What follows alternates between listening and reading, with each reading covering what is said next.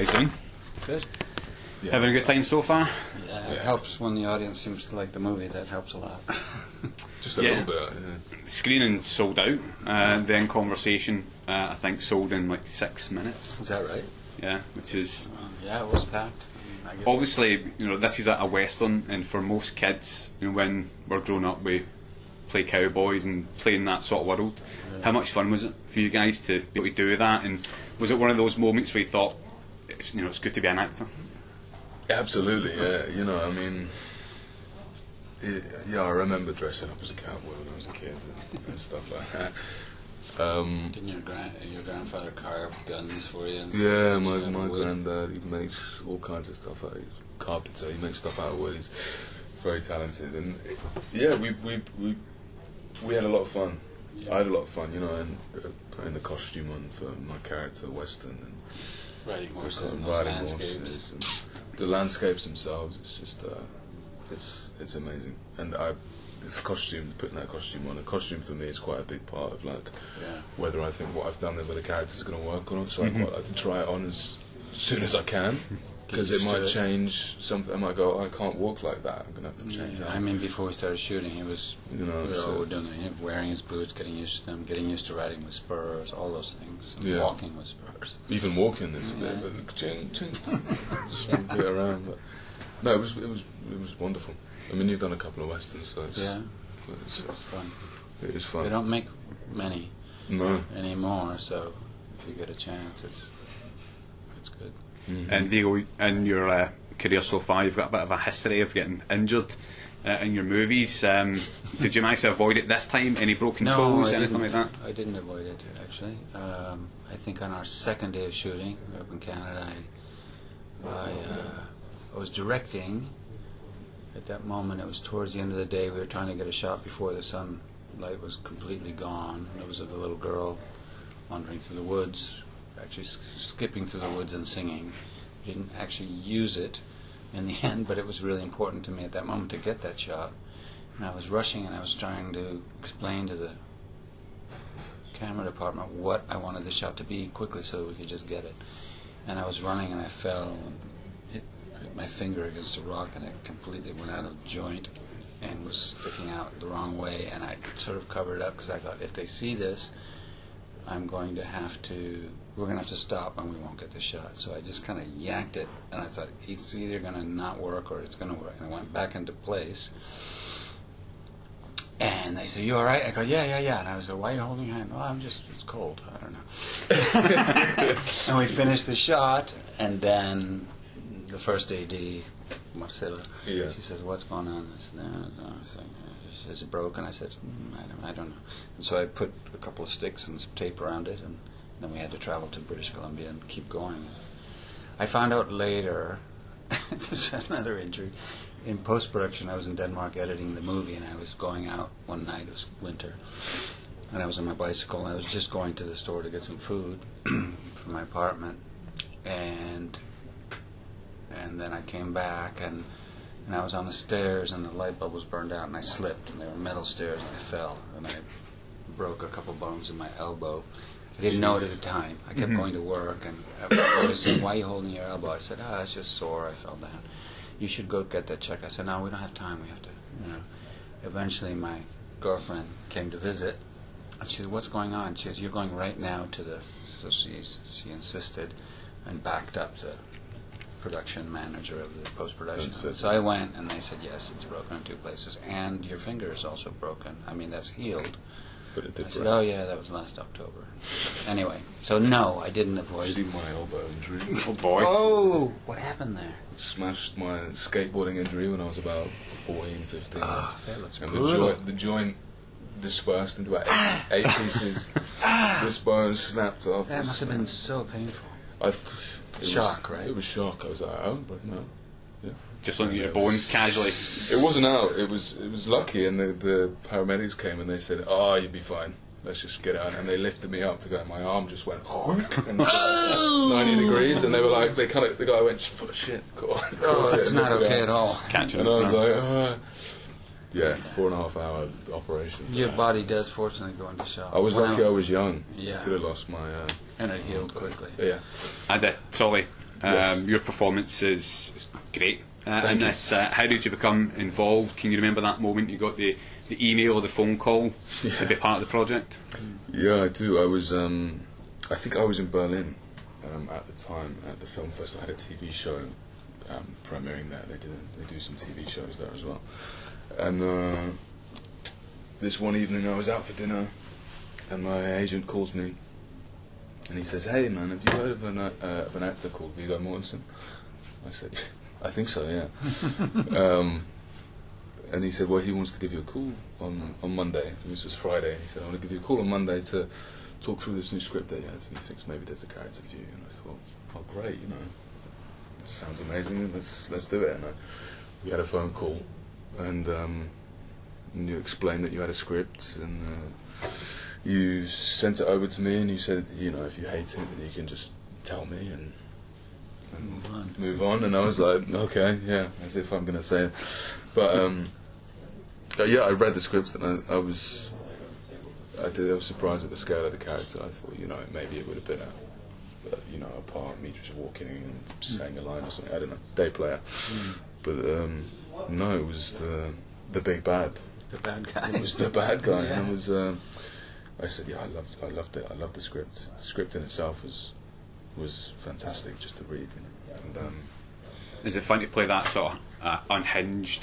yeah, Maniac? it was. It was the, you know, pairing that unhinged brutality with the charming kind of confidence, sociopathic confidence was fun. It was I love that fun. twinkle in your eye when you said When I that. said it, yeah. It's a don't- very complex character. I mean, you need a really fine actor with a really sensitive instrument to be able to, and someone who's brave, also just to be that charming and then be that nasty, you know. It was contrast. It was great. I felt very safe, you know, as well. Did you bring any of your own quirks or any surprises to set that Viggo wasn't aware of for this character? I don't know. It was anything that I was doing within that beforehand. I mean, what you did, I liked. I didn't know how he would walk. You know, and you're in the first scene. How he walked would be crucial. That's his presentation. That's something I thought about. How he got on the horse, and I didn't say anything. I just said, "That's great. Let's do Yeah. it again." And you know, if there was a camera issue because it was all in one shot. It would have been little adjustments and stuff Yeah. like that. But again, you pushed me. You know, it is a scary thing to do. And, on the horse stuff. but it's Yes, just in general, just acting. I mean, I don't know. you can be as nasty as you want. You were like, no, you really go for it, and I'll tell you if it's too much. And I was Yeah. like, okay, so we threw it in. That's true. And it's easy to maybe have a character like that is big, Yeah. and it can become theatrical and silly almost, and I really didn't want that, but you just pushed me to Early carry it out, days. and it was good. Early days, there was also a crucial scene that you had with Vivienne, the main character Vicky Krieps plays, in the saloon. Yeah. And it's actually something that happens later on in the story, but we shot that early, where you come in a few years after horrible things have happened between Yeah. you. And your attitude, I mean, there's a lot, most of it is expressed by both of you. It's one of my favorite scenes in that regard, especially the ending of it between you. There's a wordless standoff that's really great, but it takes two to make that work. Yeah. And you were fantastic. And I have so Vicky's was help, she. 'cause, you know, acting alongside Vicky it makes it all the most easy. She's like so committed, so intense. That Yeah. There's not anything fake about it. You're No. like, Okay. she's gonna kill me. Yeah. Even though she's just standing there looking at you, right? Very Yeah. powerful. Yeah. Very And powerful. you held your own and gave everything you needed to. So. Yeah, thank And you. of course, it's not possible to talk about this movie without talking about Vicky Krieps and wonderful performance. Did she help you guys kind of raise your game on set? Me, definitely, absolutely. Yeah. I was right. I was there. I was watching her work. I came to set and watched. I wasn't filming even just to see both Viggo and Vicky and the other actors do their. I was Do their relieved thing. and happy, you know, as a director, obviously, and the writer. I was relieved and really happy that she more than met my expectations. She was even more committed and more original and independent as a female character than I'd hoped. I mean, it was written with that idea, but you never know until someone starts playing the character, and she was so committed to what she was doing that I'm sure it raised the level of everyone's performance. And in your career, you've worked with some of the best directors, there are. What did you learn from those experiences that you brought to The Dead Don't Hurt? Some basic things that should be common sense, but that don't always happen. More often than not, they don't on sets. Is that the shoot and the director and the way he guides his crew and actors, that everybody's really prepared to start making the movie, and to be from the best directors I've learned, the best men and women I've worked for, to be open to things that happen on the day, but to have your mind relaxed and open to what someone might contribute. That's why preparation is so important. If you're trying to remember your lines or think, what kind of shots should we do today, you're not really open to the weather or to the mood of the actor on that given day, or an idea. A cinematographer might come over and say, what if we do this? I can't right now, I'm just trying to learn my lines, or I'm trying to figure out what the scene's about. It's like, you need to know what the scene's about well before. And everybody needs to be in some agreement about what's going to be done, and then you can really fly, So that's what I learned from them. And also to be, it doesn't necessarily mean you're going to make a really good movie, but it's a one-time opportunity to tell a story, and you might as well enjoy yourself as well. Have a nice time, try to get along with the other human beings that are trying to help you tell this story. Don't forget that without your crew, you're nothing. And being in that world for the shoot, did you guys sometimes think it would be good to go back to that point in time, get away from emails, get away from modern day Well, I have usages? a policy on both the movies I've directed. I said right up front to the actors, and I said to all the crew members before they were hired, I said, there will be no cell phones at all on the set, ever. And if you're seen, you'll get one warning, and if it's used again while we're shooting, you're fired. And that's not what usually happens these days. People sort of just succumb to, well, it's just the way it is, and it's like, no. The only person that can actually use an iPad or a phone like that is the continuity person who's trying to keep track of the takes and so forth. That's I don't have a problem with it at all. I mean, I never, with any job I've ever worked on, I never take my phone to set, really. And if I was to, they have a little tent that we sit in, we just leave it in there for the day. I never have it on my body. You'd step while aside. I'm in a scene. Right. I never have that, anything. I don't want to have a little buzz in my leg while I'm midway through a speech. It's like... I mean, I've worked with, I won't name them, but twice it's happened to me that I was playing a scene between two people, and where it was my side, and one time it was a young actress, and she was looking at me, but she was looking down a lot. I said, what's she looking down? And then I sort of looked and I realized that under the table she had her phone and she was texting while we were playing the scene. And I said, wait, I know an actor should never do this, but cut. I said to the director, she's on her phone. Yeah, I know. I said, what do you mean you know? It's like, get the fucking phone out of here. I'm not working anymore. I'm leaving right now. Yeah, you what? I was just checking. It doesn't matter. That phone should not be on the set. I'm not going to work anymore. And then I decided, if I direct, there's not going to be any. I mean, Twitter and Instagram are still going to be there after the movie. I mean, are you here? Are you appreciative of the fact that you even have a job? It's hard to get work as an actor. Mm.